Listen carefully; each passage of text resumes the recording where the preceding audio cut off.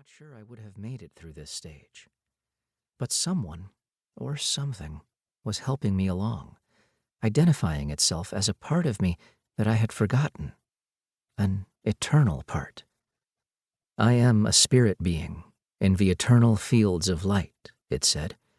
I am you, as you remain beyond material illusion, as you were, will be, and are now, before and after the spell of matter. My handwriting became quite illegible.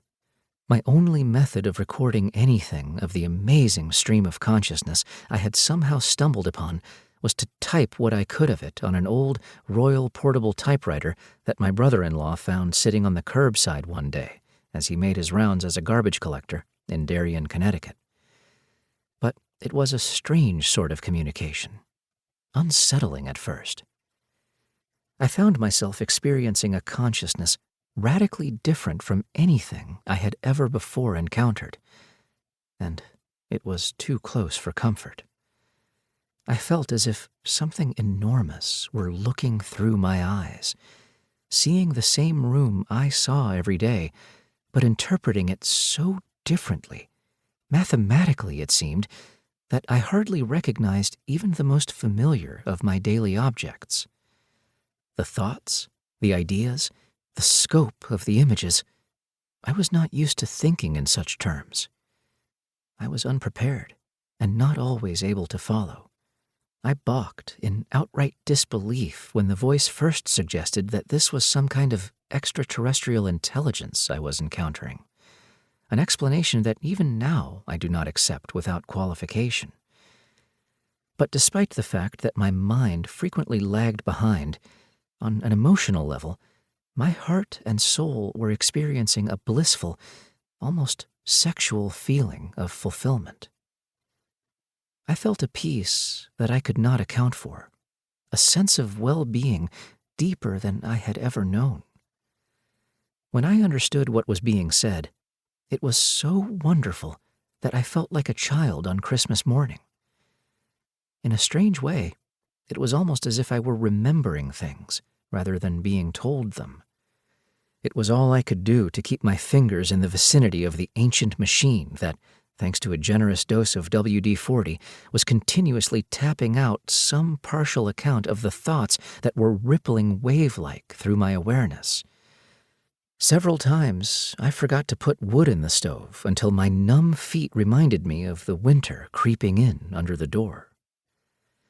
When this experience continued into a second day, I told my wife, Sherry, that although I did not understand what was going on, I felt a need to follow through with it and see where it was leading.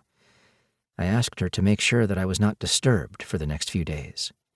If our friends or neighbors come over, I said, ask them to come back another time.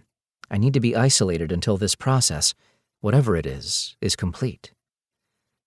That night, 6 inches of wet snow blanketed the forest around our home.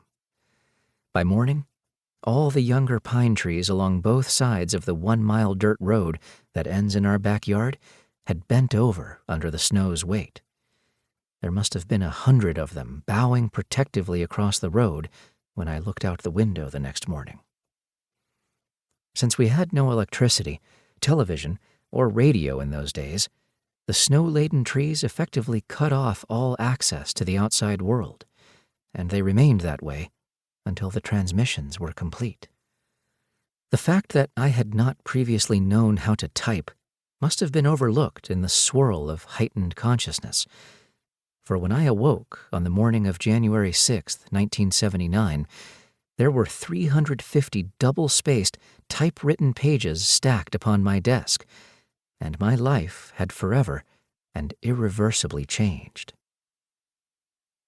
Throughout those 11 days, as I was typing the notes that would later be published as the Starseed Transmissions, I was told again and again by the entities who were blending with me that a much stronger surge of telepathic awareness was to be pulsed into the collective field of human consciousness between the years 1987 and 1989. It was emphasized that this would be far more powerful than the thought signals I was then receiving. This prediction turned out to be as precise as it